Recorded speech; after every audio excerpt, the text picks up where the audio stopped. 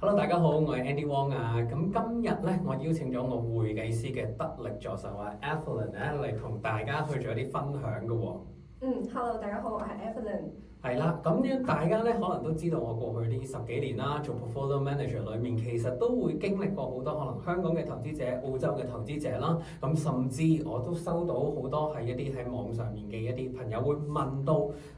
一啲關於澳洲稅務嘅問題啊，甚至因為好多人唔同嘅背景啦，佢哋有啲人有 PR，有啲人又未有 PR，咁佢哋通常好關心嘅問題都係話：喂，究竟澳洲點報稅呢？麻煩過香港好多喎。咁究竟如果我買咗樓同未買樓嘅時候，究竟我要交幾多稅㗎？咁所以咧，今日我就會幫大家咧一一解答最常見嘅一啲澳洲報稅嘅問題咧，就交俾阿 Evelyn 咧嚟同大家去做分享啦。咁其實咧 Andy 嘅客戶群體咧係非常之具有代表性嘅。我知道好多投資者咧其實對自己嘅稅務身份係唔係好清楚嘅。咁今日咧我就希望用最簡單嘅方式同大家嚟解答呢啲問題啦。好啊，咁 thank you 啊。咁首先啦，即係我直接進入個主題啦。咁今日咁其實有好多我見到啲客戶或者啲朋友觀眾會問啦。我而家只係一個 temporary residence 嘅身份係啦。咁究竟如果到將來啦攞咗 PR 之後，會有冇啲好大嘅分別㗎？會有相對嘅分別。咁首先咧，稅務投資者嘅身份分為3種類型。第一種就係 non-tax resident 咯，咁第二種就係 temporary resident，第三種先係 tax resident。假如你而家係 temporary resident 嘅話咧，咁你可能只需要喺澳洲境內報你喺澳洲嘅收入嘅稅。而海外嘅收入咧，佢哋澳洲政府係完全唔會理你嘅。假如你變成咗 tax resident 嘅話咧，咁你澳洲政府將會對你嘅稅務咧進行一個全球徵稅。好啦，咁如果我哋喺澳洲係有投資房，即係唔係自住啦，即係我哋真係買間屋去做投資嘅，咁喺海外又有投資嘅，咁呢啲會唔會影響到我哋嗰個稅務身份嘅？其實你嘅投資並不會影響到你嘅稅務身份，反而係你嘅稅務身份會影響到澳洲政府點樣徵收你嘅稅務。咁所以其實我哋講嚟講去就係咪應該去做 tax resident 呢一個位係更加合算？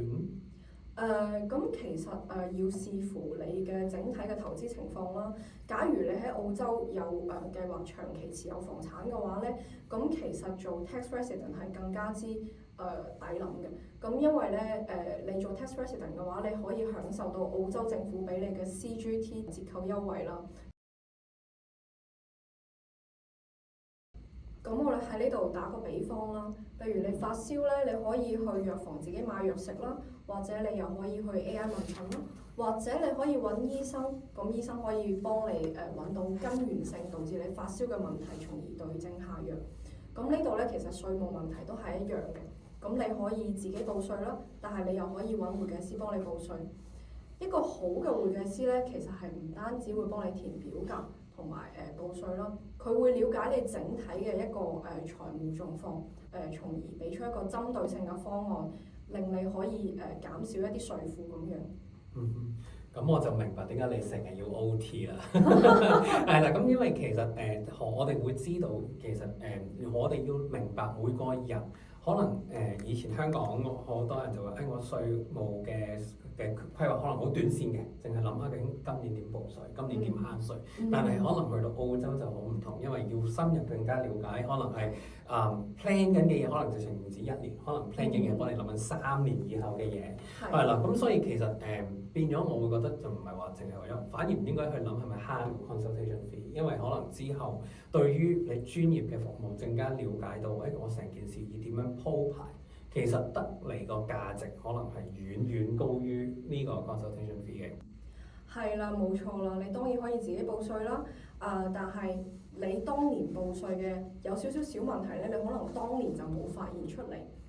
可能以後 ATO 審查起身咧，就會捉翻你當年嘅錯誤，可能會有少少糾紛。咁會計師咧可以好好咁幫你規避呢啲問題嘅發生。嗯哼，呢一啲咧，其實可能我哋有時聽會有啲名人啦，其實以前可能去咗第二度生活嘅時候咧，都面對過呢啲稅務問題，曾經搞到自己一個財政都幾大壓力嘅。係啦、咁所以咧嗱，我哋今日暫時咧講咗好多唔同嘅一啲稅務身份啦，唔同稅務嘅安排嘅一啲問題。我相信大家會知道，其實可能喺澳洲關於報稅，無論你係海外定係當地嘅人，其實都已經原來會因為你嘅身份啦、居住嘅位置啦，其實都已經可以個方式係好唔同，係啦、咁所以